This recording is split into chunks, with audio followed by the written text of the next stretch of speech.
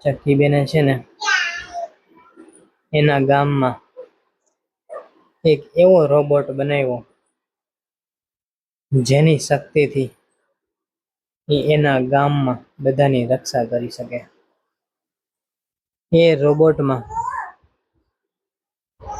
એવી અવિશ્વસનીય શક્તિઓ હતી જેના કારણે ગામવાસીઓ પોતાને સેફ મહેસૂસ કરવા માંડ્યા. એક દિવસ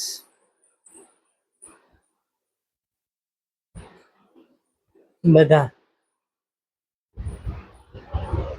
પોતાના ગામમાં સાંજે શાંતિથી સૂતા હતા.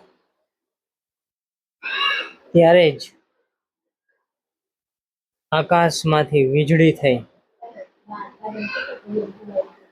અને એ વીજળીને કારણે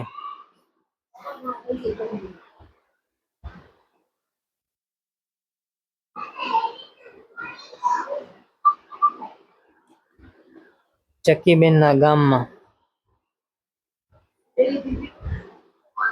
બધા જ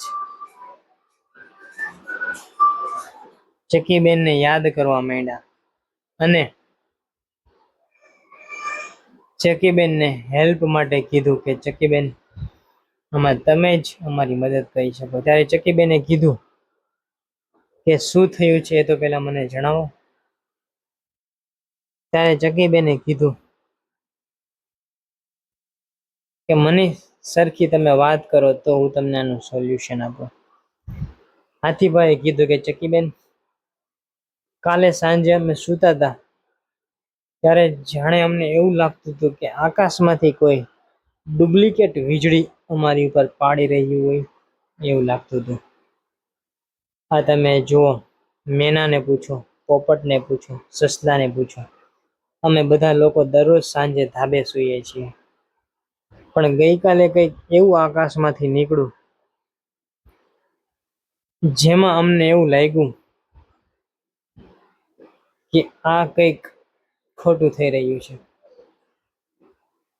ચક્કીબેને કીધું, ચાલો આજે સાંજે આપણે જોઈએ, પછી હું તમને આ બધાનું સોલ્યુશન આપું. ત્યારે ચક્કીબેન પણ ધાબે સુવા ગયા. રાતે 2-3 વાગે આકાશમાંથી વીજળી થઈ. એ વીજળી કંઈક અજીબો ગરીબ હતી જેના કારણે ચક્કીબેનને પણ ખ્યાલ આવ્યો કે આ કંઈક ગામના લોકો પર કંઈક કરી રહ્યું છે. ચક્કીબેને એને જે રોબોટ બનાવ્યો હતો એને બોલાવ્યો અને રોબોટને મોકલ્યો આકાશમાં કે તું જા અને ચેક કર કે આ શું છે. રોબોટ સીધો ગયો આકાશમાં. આકાશમાં એણે જોયું અને ચેક કર્યું તો ખબર પડી કે આકાશમાં પણ 5 રોબોટ હતા જે આકાશમાંથી લેસર લાઇટ નીચે પાડતા હતા રાત્રે, જેના કારણે ગામવાસીઓ પર આ લાઇટનો પ્રકાશ જાતો હતો અને એ લોકોને લાગતું હતું કે આ વીજળી પડે છે. ચક્કીબેને કીધું કે તમે આ રોબોટને કહો કે તમારી લાઇટ બંધ રાખે સાંજે. એ રોબોટને વાત કરી પણ એ રોબોટ માન્યા નહીં. ત્યારે ચક્કીબેને કીધું, એ રોબોટને પકડીને ધરતી ઉપર લાવો, પછી આપણે એની ખબર લઈએ. ત્યારે ચક્કીબેનનો રોબોટ એને લેવા ગયો તો પેલા જે 3-4 રોબોટ ઉપર હતા એ લોકોએ ચક્કીબેનના રોબોટ ઉપર એટેક કરી દીધો. ચક્કીબેનનો રોબોટ ઘાયલ થઈ ગયો અને ધરતી ઉપર ભફાંગ દેરાનો પડ્યો તો એના જે રોબોટના સ્પેર પાર્ટ હોય એ બધા અલગ થઈ ગયા. ચક્કીબેનને ખબર પડી કે આ રોબોટ થોડા વધારે હાઈ પાવરફુલ લાગે છે. એના માટે મારે બીજું જ કંઈક સોલ્યુશન કરવું પડશે.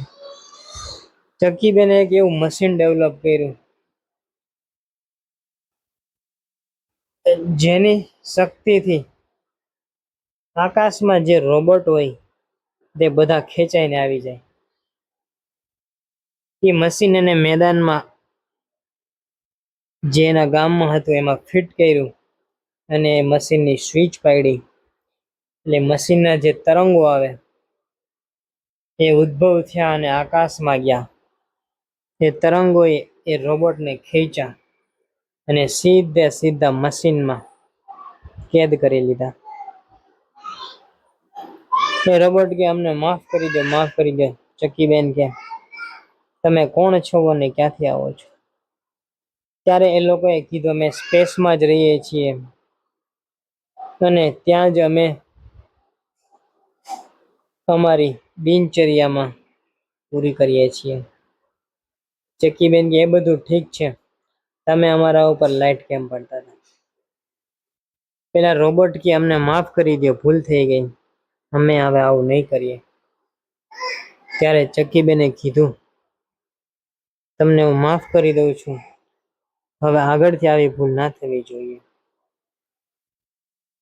એ રોબોટને છોડી દીધા એટલે એના સ્પેસમાં ચાલ્યા ગયા એના ગ્રહ ઉપર રહેવા.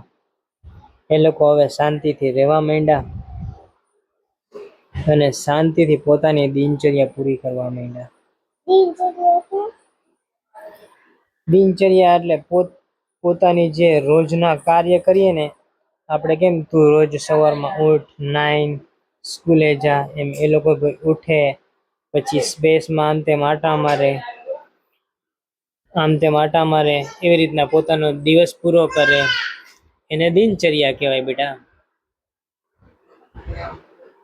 ઓકે.